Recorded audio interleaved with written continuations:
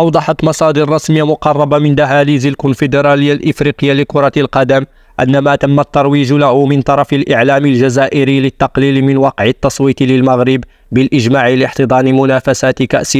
إفريقيا 2025 لا يعدو أن يكون مغالطات. وأشارت نفس المصادر في تصريحات أن التصويت للمغرب لنيل شرف التنظيم بالإجماع كان بشرف، قياسا بقوة الملف المغربي بعيدا عن الكولسة ونظرية المؤامرة. وأوضحت نفس المصادر أن نيجيريا وبنين انتقلا إلى التنافس عن تنظيم كأس إفريقيا 2027، كما هو الحال بالنسبة لزامبيا التي انضمت إلى بوتسوانا في ملف واحد لنفس النسخة، بينما انسحبت الجزائر بيوم قبل التصويت عن ملفي 2025 و 2027 ليتم التصويت للمغرب بالإجماع لتنظيم كان 2025.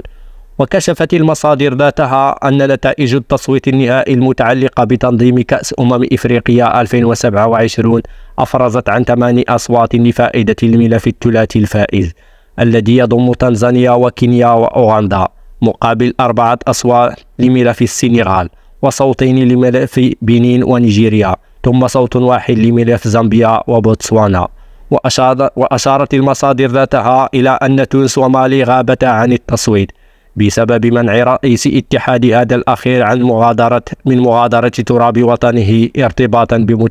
بمتابعة قضائية جارية في حقه، بينما تجهل أسباب عدم حضور رئيس الاتحاد التونسي إلى القاهرة للمشاركة في التصويت.